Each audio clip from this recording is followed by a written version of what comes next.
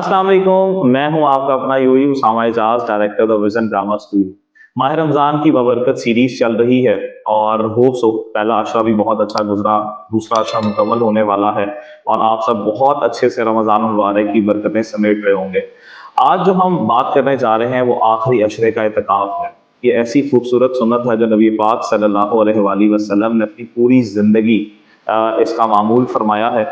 तो मेरे तमाम वो लोग सुनने वाले जो कि इस चीज़ के लिए तमाम कर सकते हैं, जो अपनी जॉब से, अपनी स्टडी से, अपने यूनिवर्सिटी, कॉलेज, स्कूल जो भी मामलात हैं उनसे अगर रुखसत ले सकते हैं तो वो अल्लाह के घर का एतकाफ़ करें।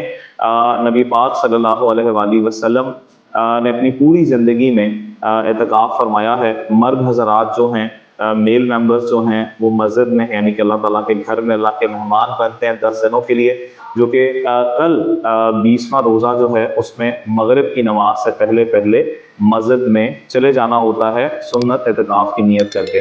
और जो ख़वातीन हैं, लेडीज़ हैं, वो घर में तमाम करती हैं इसका 10 दिनों के लिए। चाँद जब तक शवाल का नज़र नहीं आ जाता तब तक ये मस्जिद में मर्द हज़रात रहते हैं और ख़वातीन जो अपना हुजरा बनाती हैं घर में उसके अंदर रहते हैं। इसका मकसद क्या है? ये इस्लाम के अंदर भी शामिल है और इससे जो पहले दीन थे उसके अंदर भी अल्लाह ताला ने नबियों को इस चीज़ का हुक्म दिया, यानी कि ये बहुत ही प्यारी सुन्नत है। और इसका मेन मकसद क्या होता है कि आप दुनिया के जितने भी काम हैं, जितने भी मामलात हैं, उनसे निकल कर थोड़ी सी उनसे रुखसत लेकर अल्लाह के घर जाकर बैठते हैं, अल्लाह से लौ लगाते हैं और दुनिया के सारे मामलात से कट ऑफ होकर अल्लाह के घर पर जाकर बैठ जाते हैं अपनी चीज़ें मनवाने के लिए। और कहा जाता है कि जब एक शख्स अल्लाह के घर जाकर अल्लाह का मेहमान बन जाता है तो फिर उसकी दुआएं कबूल होती हैं, अल्लाह ताला उसकी सुनता है और एक हज मकबूल और उम्रे के बराबर इसका सवाब है। और इतनी खूबसूरत सुन्नत है, माह रमज़ान के अय्याम हैं, आखिरी अशरा है और अगला पर्पज़ इसका ये होता है कि जो अल्लाह ताला ने ताक रातें रखी हैं उसमें लैलतुल क़द्र को तलाश करना इसका मकसद होता है। तो मेरी गुजारिश है तमाम उन लोगों से, उन बच्चों से, उन बच्चियों से, उन वालिदैन से, उन सुनने वालों से जो इसका एहतमाम कर सकते हैं वो इस सुन्नत को ज़रूर ब ज़रूर नियत कर लें इसकी।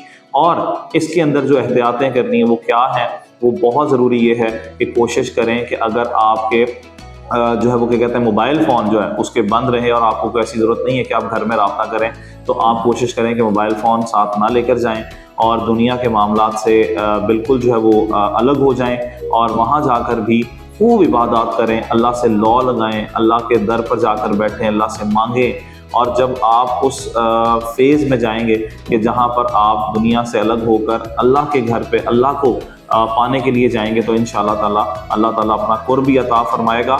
और जब आप वहाँ पर चांद रात को शवाल का चांद देखकर आएंगे तो आपको उसकी बरकतें भी मिलेंगी, माह रमज़ान की एक लज्जत, एतकाफ़ की एक लज्जत और वो सारा जो आपको नूर है वो उस चीज़ का मिलेगा।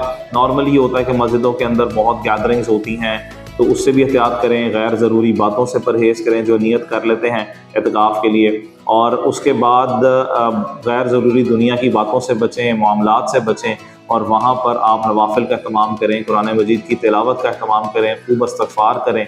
और आखिरी अशरा जो है उसमें ताक रातों में हज़रत आयशा रज़ियल्लाहु तआला अन्हा से जो है वो मरवी है कि बहुत खूब दुआ किया करती थी। उन्होंने फरमाया कि अल्लाहुम्मा इन्नका अफ़ुव्वुन करीमुन तुहिब्बुल अफ़्व फ़अफ़ु अन्नी, अकेले के लिए है, अन्ना जो है वो ज़्यादा के लिए है कि अल्लाह ताला ने पसंद किया है माफ़ी जो है वो मांगने वाले को और अल्लाह ताला से खूब माफ़ी जो है वो तलब करें और जहन्नम की आग से जो है वो खलासी की भी दुआ करें।